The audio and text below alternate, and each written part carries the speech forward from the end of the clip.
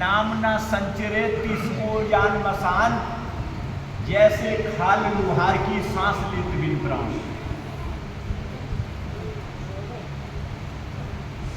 जैसे खाल लुहार की सांस लेत बिन प्राण। कैसे कर रहे हो? थोड़ा सा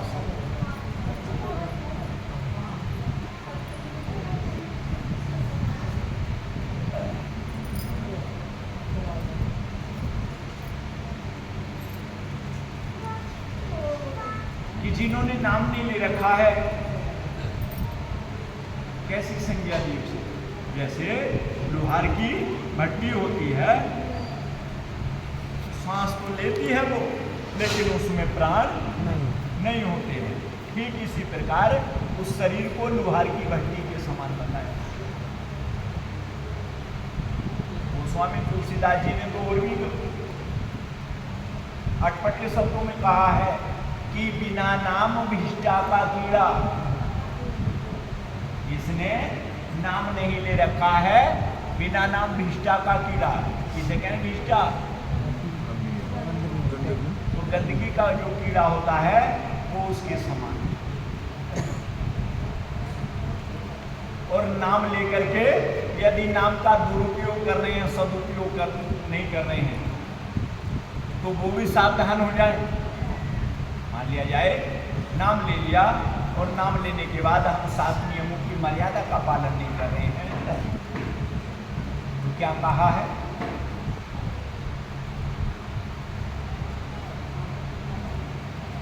जो नुगरा सुमरन करे। इसे क्या नुगरा है? ये कह रही है जिसका कोई गुरु ना हो। और भाई बताए कोई? इसे क्या नुगरा? सुन,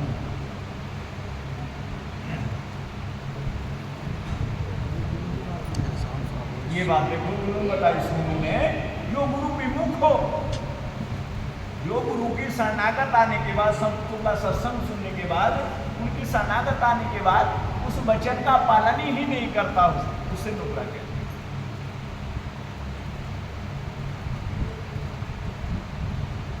गुरु की शरणागत भी जा रहे हैं, लेकिन उस मर्यादा का पालन नहीं कर रहे, उस वचन का पालन नहीं कर रहे।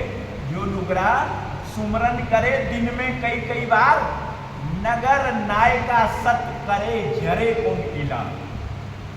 अगर कोई नुगरा है, वो बात नहीं मान्या है, सत्संग भी सुनया है, नियम मर्यादा का पालन भी नहीं कर रहा है, तो उसका सुमरन भी इस प्रकार जानो कैसा? जो नगर नाय का सत करे झरे कौन किला। किसे कहे नगर नाय का? वैश्या के लिए।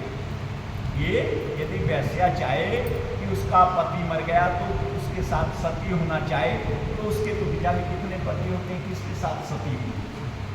ठीक, आजकल इसी प्रकार की भक्ति चल रही है। कहाँ गया हमारे सुरेंद्र जी, अरविंद जी, ये हमारे दो आदमी ऐसे हैं, जब 8 दिन देवी के आ जाते हैं तो ये देवी की पूजा करते हैं। जब 1 महीना शिव जी की कामत चलती है तो बस ये जय कामर देवा, जय कामर मैया। और जब 5-7 दिन गणपति जी के आते हैं तो ये गणेश जी के गीत गाते हैं। तो साहिब जी ने इसी के ऊपर तंज कसा है कि वो लोग सावधान हो जाएं, जिन्होंने गुरु से नाम दीक्षा ले ली है, तो गुरु से नाम दीक्षा लेने के बाद फिर आप 2 कश्तियों में पांव नहीं रख सकते। क्यों नहीं रख सकते? इसका कोई उदाहरण दे सकता, तर्क दे सकते हो? सुनो कोई, आखिर क्या कारण है? क्योंकि इस पृथ्वी पर 2 प्रकार की भक्ति है, पतिव्रता भक्ति और वैश्या भक्ति। उदाहरण दिया साहिब है कि यहाँ भक्ति 2 प्रकार की है। पतिव्रता भक्ति किसे कहते हैं? शोर नहीं हो बहन। किसे कहते हैं पतिव्रता भक्ति? पतिव्रता भक्ति उसे कहते हैं कि किसे कहते हैं पतिव्रता? पतिव्रता वही कहलात है जिसका पति स्वप्न में भी जो दूसरे पुरुष की कामना ना करती, उसे पतिव्रता कहते हैं। यति किसे कहते हैं? यति उसे कहते हैं जो स्वप्न में भी पराई स्त्री के विमुख रहता। हमारे आर्य भारत वर्ष को पहले आर्य कहा जाता था। उसकी एक मर्यादा थी त्रेता में। गोस्वामी तुलसीदास जी ने उसका वर्णन किया, वाल्मीकि रामायण में भी आया है। जो राम जी कह रहे हैं था से सुंदरी से, यह सुंदरी हम कुंवारे नहीं विवाहित हैं, एक नारी व्रत रखते हैं। एक नारी व्रत की बात, हम कुंवारे नहीं विवाहित हैं, एक नारी व्रत रखते हैं, छोड़कर अपनी भार्या को सभी को माता और बहन समझ। ये हमारा अतएव किसी की इच्छा ये पूर्ण कर सकते कभी नहीं, ये हमारा यति धर्म है, ये मर्यादा खंडन कर सकते कभी नहीं। तो जो इस 7 नियम की मर्यादा का पालन कर सकता है वो भक्ति साधना कर सकता है, वरना आप 7 मर्यादा में से 6 मर्यादा का पालन करो, 1 मर्यादा का पालन मत करो, और आप भजन ध्यान सुमरन में लगना चाहो, नहीं कर सकते आप। और यदि कोई कर दे तो कई जन्म तक गुलामी करे। 7 नियम मर्यादा का पालन करने के बाद जब आप अभ्यस्त हो जाओगे, डॉक्टर साहब एकदम जाते ही इंजेक्शन लगा दोगे, अभ्यस्त होना पड़ेगा इंजेक्शन के लिए।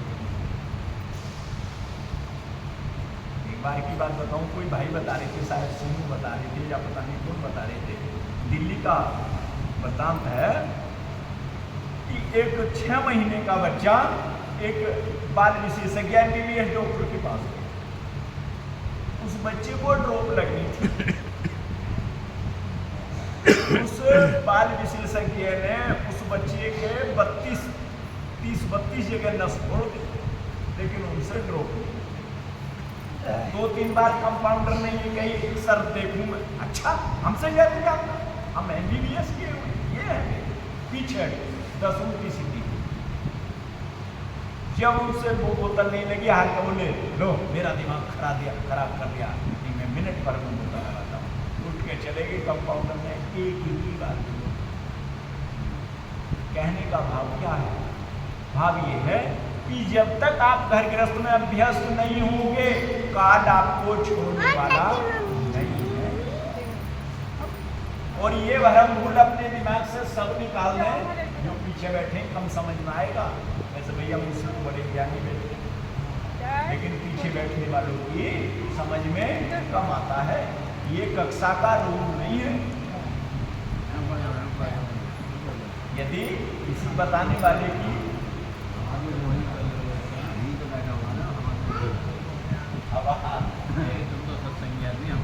ऐसी जगह जाना है जहाँ हवा की जहाँ 5 तत्व नहीं है, क्या है वहाँ हवा?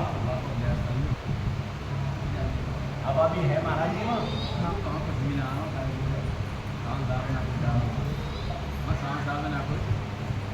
सांस भी ना आवे ना, सांस भी ना लेना पड़े वहाँ, ऐसी जगह पहुँचता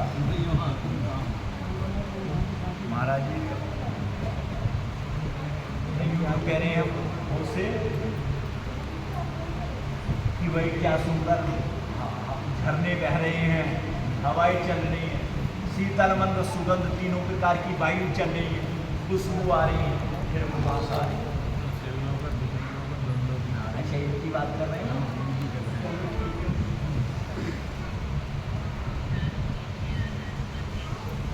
तो यदि इस मनुष्य के सबसे करीब है तो वो मौत है, बाकी सब इससे दूर। लेकिन हमने केवल उल्टा सोच रखा है क्या कि जो कुछ है हमारे सब करीब है, मौत तो अभी बहुत दूर है। ये सबसे बड़ा अध्यास है। अध्यास मतलब ये सबसे बड़ा भ्रम। हम केवल उल्टा माने बैठे हैं कि हम संसार के हैं, संसार हमारा है, ना संसार किसी का कभी हुआ है और ना होगा। अभी हम तुम कैसे कह रहे हैं? अभी हम तुम पढ़ लिख के सुन के कह रहे हैं, जिस दिन तुम्हारा अपना अनुभव हो गया तुम संसार से विधेय होना शुरू हो जाओगे। लेकिन विधेय क्यों नहीं हो रहे? हम क्यों नहीं हो रहे विधेय?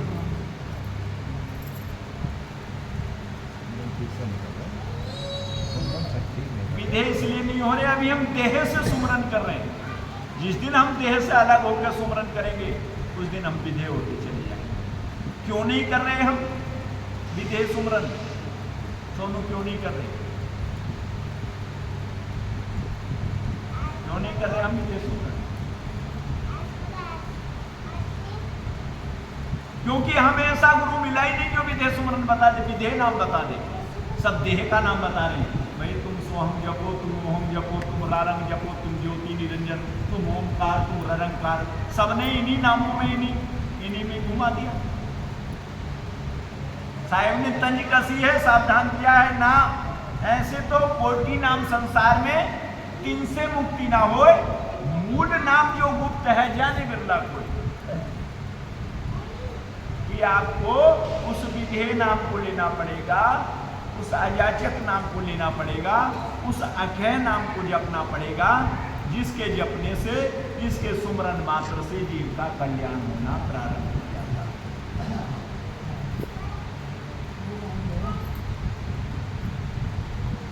और इस नाम को कौन दे सकता है? पूरा गुरु। मैं नहीं कह रहा, साहिब कबीर धर्मदास जी से समझा रहे हैं कि पूरा गुरु अक्षय समझावे, पूरा गुरु अक्षय समझावे और बिन पूरे के पार न पावे। ब्रह्मानंद जी ने भी लिखा कि नाना पंथ जगत में निज निज गुण गावे, कि आधे तो काल के गुरु घूम रहे हैं, जो काल तक की बात बता रहे, तीनों लोगों तक की बात बता रहे हैं। बोलो डॉक्टर साहब, कोई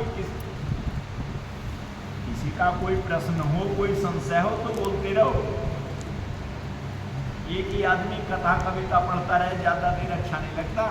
परिपक्व बच्चे तो सवाल करना प्रारंभ कर दें कि यहाँ ये कैसे है, वो कैसे है। और तुम तो ऐसे सुनते रहो जैसे कोई डुगडुगी बजाई और आकर के उसने पता नहीं ऐसा खेल सुन दिखाया कि लाओ भैया आटा गुड़ चावल चढ़ा जाओ और चले जाओ, और आप चलेगी सुनकर कि क्या तुमने क्या सीखा, तुम सीख क्या रहे हो। और काबिल बच्चे वही होते हैं, जिज्ञासु जीव वही होते हैं जो इस बात का पता लगाते रहते हैं, आखिर ये ऐसा क्यों है, ये ऐसा क्यों है।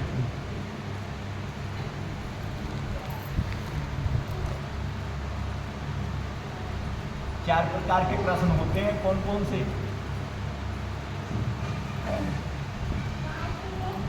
संतुष्टि प्रश्न। संतुष्टि प्रश्न कि भाई 2 दूनी 4, ये बात सही है या गलत है, संतुष्टि करूं गुरु जी। उन्होंने कहा 2 दूनी 4, ठीक, मेरी संतुष्टि हो। मैं भी ये सोच रहा था 2 दूनी 4।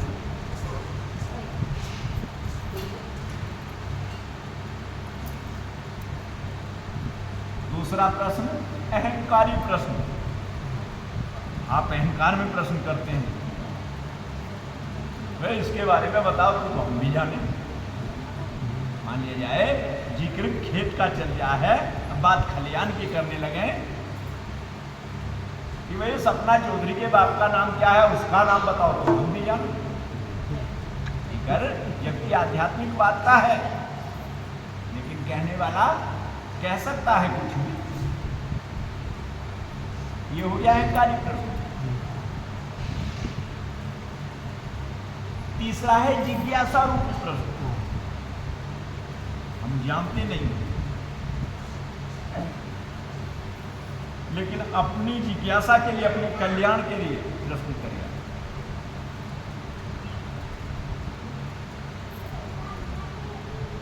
और चौथा प्रश्न है पुष्टि रूपी प्रश्न। पुष्टि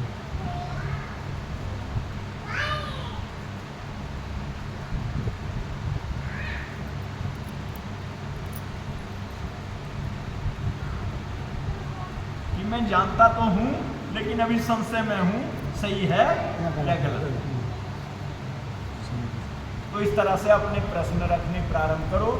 जितना प्रश्न सुन के पढ़ करके और उसका अर्थ ले करके बोलते चले जाओगे, उतना जल्दी परिपक्व होते चले जाओगे, फिर घर पढ़ने की जरूरत नहीं।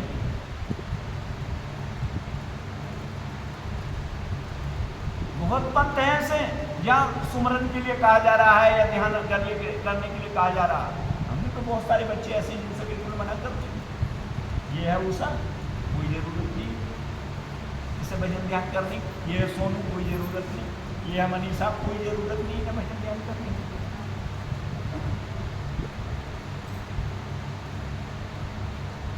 ये बबलू है पीछे बैठे, कोई जरूरत नहीं, एक दिन मत करो। सुरेंद्र जी हैं, एक दिन भजन सुमरन मत करो। मास्टर साहब हैं ये हमारे, एक दिन भजन सुमरन मत करो। ये चश्मे वाले मास्टर साहब हैं, एक दिन भजन सुमरन। ये अतुल कुमार वर्मा जी, इनसे कह रखा हमने भजन सुमरन करो। नहीं, क्या होगा? मन माया गिरास कर ली। पापा को जगा के आता, पापा कौन से रूम में तो सोए? कुछ से तो कहा जा रहा, कुछ से नहीं कहा जा रहा, कारण क्या है महाराज जी? कौन से रूम में कारण सोए क्या है? पापा? ये प्रश्न बहुत काफी समय पहले साहिब कबीर से धर्मदास जी ने भी किया कि आपने अपनी वाणी में ये दो प्रकार की साखी कैसे बोली साहब, ये समझ में नहीं आ रहा। क्या ये है कोई स्मृति जो मन को लगाए भव सागर तर जाए? आपने वाणी में ये भी कह दिया। आप ये भी कह रहे हो जिन खोजा तिन पाइया, गहरे पानी बैठ, मैं बूढ़ी बुलंद रही कहने किनारे बैठ। आप ये भी कह रहे हो नाम न जपा तो क्या हुआ, कर लिया सतगुरु से नेह। पतिव्रता पति को भजे कभी नाम ना ले। तो मेरे मन में साहब सबसे आ रही है, मैं इस विध पार हो जाऊंगा या उस विध पार हो जाऊंगा। सुमरन से आप अपनी वाणी में ये भी कह रहे हो सुमरन से सुख होता है, सुमरन से दुख जाए। कहें कभी सुमरन किए साईं माए समाए। सुमरन करना पड़ेगा या नहीं करना पड़ेगा? साहिब कबीर मुस्कुरा करके कहने लगे, धर्मदास या तो खुद कुछ करनी कर चलो। ध्यान से सुनने की बात है अरविंद, दोनों आप खोल लो। या तो खुद कुछ करनी कर चलो या गुरु पार लगावन हार। और यदि दोनों में एको नहीं पच मरे लवार। अगर दोनों कार्यों में से एक नहीं कर रहे हो तो मौत आकर के तुम्हारी गला दबा देगी। फिर बचने का रास्ता दोनों जगह में से कहीं नहीं मिलेगा। कैसे बता? गुरु मरते समय कैसे बचा के ले जाता? कोई भी बताए महाराज जी, मरते समय गुरु बचाता कैसे है? क्या गुरु गाड़ी जोड़ के कोई हेलीकॉप्टर खाए में बैठ कैसे ले जाना? क्या यार पागल वाली की बात करें? क्यों लाल ले लिया अपना विमान लेका में, गुरु ये लेका में, बहम निकाल दियो। महाराज जी, किसी को ये शिक्षा देना भी मत। कोई गुरु आज तक किसी के लिए विमान और हवाई जहाज या कोई कुछ लेकर के आया ना लेकर के जाएगा। गुरु ने जो आपको शब्द दिया है, आपकी जो सुरती है वो शब्द के द्वारा चली जाएगी। ये शरीर जाएगा, शरीर जाता बस में बैठ करके, विमान में बैठ करके। वो जो अंतभाग शरीर होता है जो जाता है, वो शब्द के साथ ही सुरती में यदि आपने जीते जी फिट कर लिया, अभ्यस्त कर लिया। शब्द ही तो गुरु है।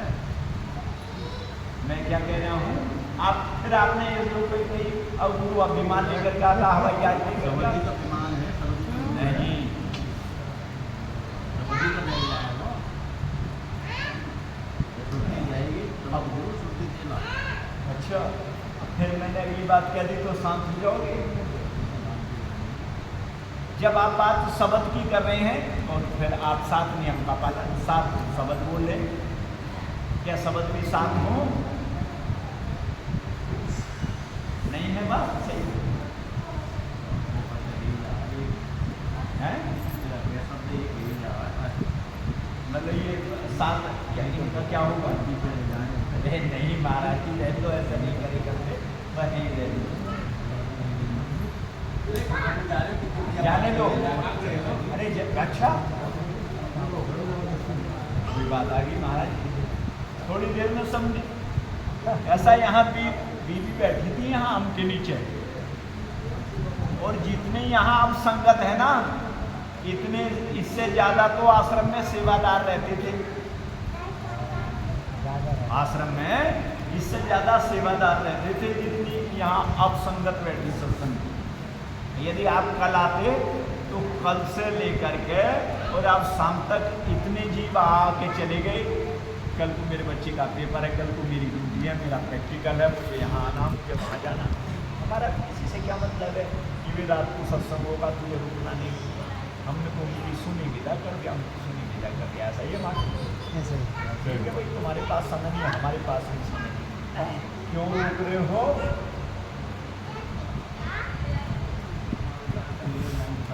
क्या जरूर? अच्छा ज्ञान की से स्वभाव है।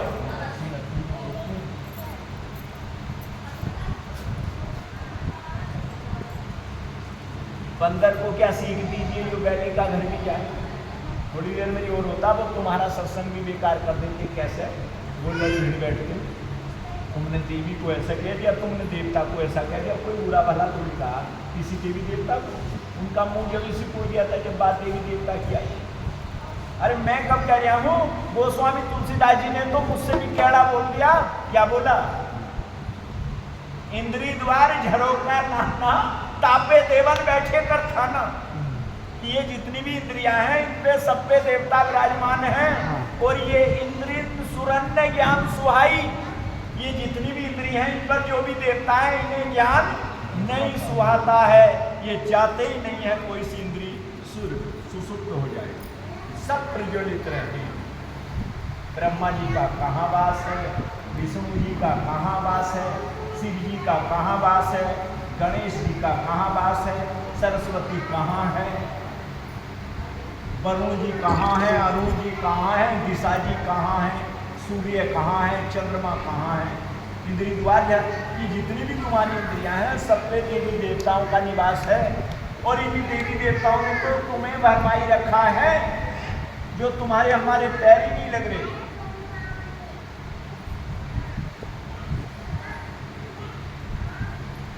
तुम हम जो अपने मुकाम पर ठहर नहीं पा रहे, एकाग्र नहीं हो पा रहे, उस शब्द और श्रुति का मेल नहीं हो रहा। कारण तो यही है, ये इंद्रिय तो नहीं जा रही।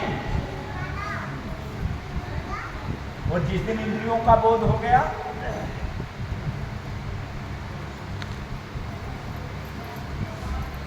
जिस दिन तुम्हें पूर्ण ज्ञान हो गया, पूर्ण विवेक हो गया,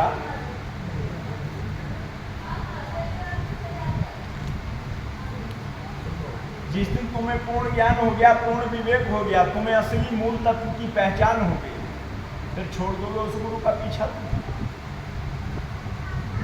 वो भगाना भी चाहेगा, फिर नहीं पीछा छोड़। पहचान हो क्यों नहीं तुम्हें उसकी? कोई बताएगा पहचान हमें हो क्यों नहीं? पहचान इसलिए नहीं हो रही, अभी हमें अपनी पहचान नहीं हुई। अपनी क्या पहचान नहीं? अभी हम अपने आप को मास्टर राकेश ही समझे बैठे हैं। मैं मास्टर राकेश बेखड़े वाले, मैं मुन्नू मास्टर जी खाद वाले, मैं अशोक जी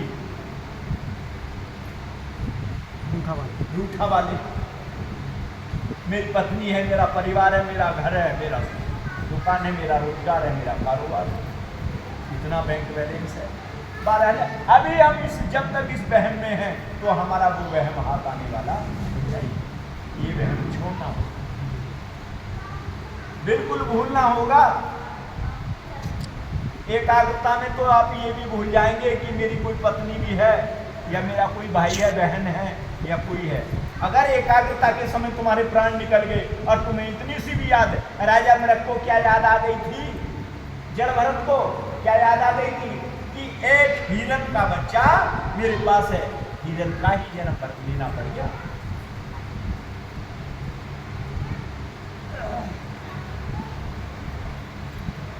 रहे वासना देह धरावे 84 भुगतावे, स्वयं वासना रहे आप में आप ही मुक्ति ठहरावे। मरते समय आपकी जहां ये इच्छा जहां सूती पहुंच गई, आपको वहीं जन्म लेने के लिए जाना पड़ेगा। ये इस प्रकृति का नियम है।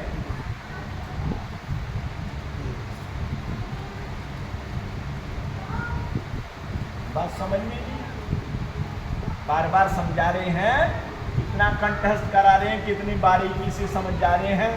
समझ जाओ मानने के लिए तैयार नहीं। ये तो वही दशा हो रही है, कौन सी, कि एक भेड़ बकरियों का बाड़ा लगा हुआ था। उस भेड़ बकरियों के बारे में उनके मेमने भी थे, मेमने मतलब बच्चे भी थे, और बच्चे चांदनी रात में बाड़े में से निकले हरी हरी घास खाने जाते थे। जब वो वापस आते थे, उन बच्चों से उनकी माता पिता क्या कहते थे, बाहर मत जाओ बेटा, बाहर बड़ा अंधेरा है, बड़ा खतरा है। लेकिन बच्चों को आदत पड़ गई, शौक पड़ गया क्या, बाहर जाने का। माता पिता ने बहुत समझाया, बच्चे नहीं माने। एक दिन बहुत रात बीत गई, वो बच्चे वापस नहीं आए। माता पिता उन्हें ढूंढने नहीं गए। क्यों नहीं गए? क्योंकि उनके शत्रु बहुत हैं, कोई ना कोई उन्हें चट कर गया। इसलिए तुम्हारे साथ भी तुम्हारा शत्रु तुम्हारे साथ मौजूद है। तुम्हें वो शत्रु नहीं दिखाई दे रहा, और जिन्हें दिखाई दे रहा वो तुम्हें चेता रहे, वो सावधान कर रहे हैं क्या, कि सावधान सचेत हो जाओ, अंतिम दिन आने वाला है। एक ना एक दिन हर प्राणी इस जग से जाने वाला है। मौत सिरमौर बनी बैठी है, फिर आप किसी घोर नींद में सो रहे हो। इस समय राजा परीक्षित को ये पता चल गया कि आज से 7वें दिन ये तक्षक, ये सांप तुम्हें डस लेगा। सारी नींद भाग गई, सारा राज मोह भाग गया, पत्नी मोह दूर हो गया, पुत्र मोह दूर हो गया। जल्दी जल्दी आए, राजपाट पत्नी से कहा संभालो, पुत्र से कहा संभालो, और केवल इतना बतलाया, आज से 7वें दिन मेरा शरीर छूट जाएगा। इस तरह से मुझे लगा हुआ, और किसी कामिल मुर्शद की शरण में पहुंच गए। है कोई ऐसा जो मृत्यु का भय दूर कर दे, जो ऐसी कथा, ऐसा ज्ञान, ऐसा सत्संग सुना दे? तो लाखों में तो है नहीं, कोटिन मध्य करोड़ों में कोई एक सुखदेव मुनि थे, जिन्होंने शुक्रताल जहाँ आज है, बरगद का वृक्ष वो आज भी मौजूद है, उसके नीचे बैठा करके उन्हें भागवत कथा सुनाई और उस ज्ञान को लगाया।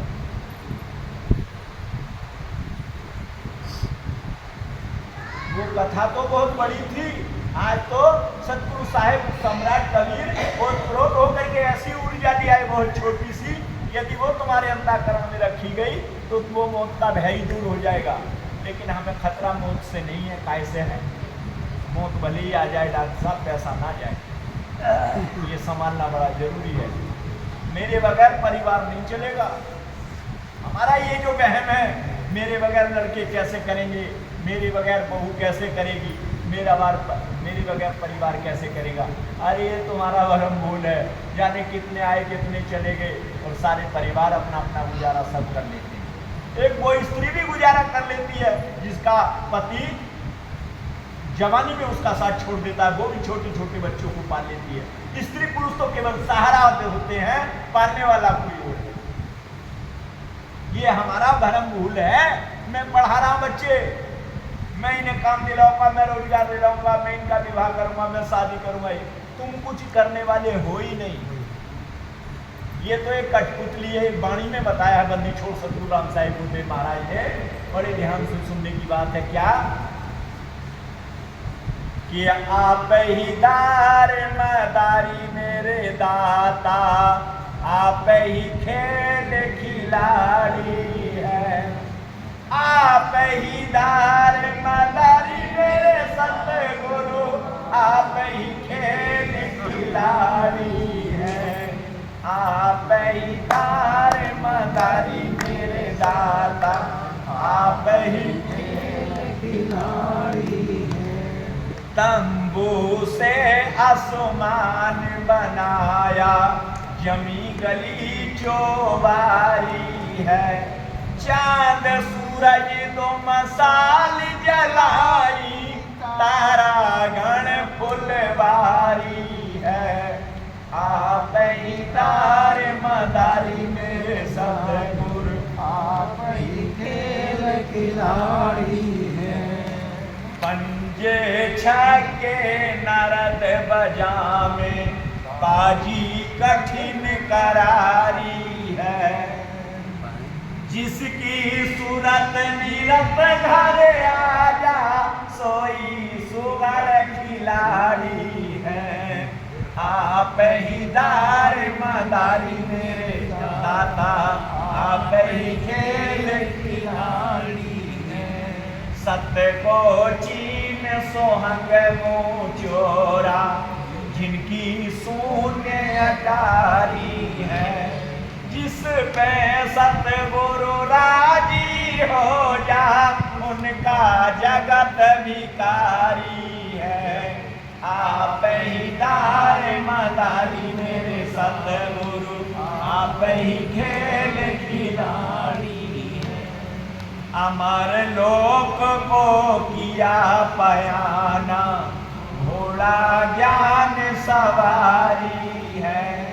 कहें कबीर सुनो भाई साधु, अब कै जीत हमारी है। आप ही तार मदारी मेरे सतगुरु, आप ही खेल खिलाड़ी है। बोलो साधु सत साहेब। नींद आ रही है, ठंडा पानी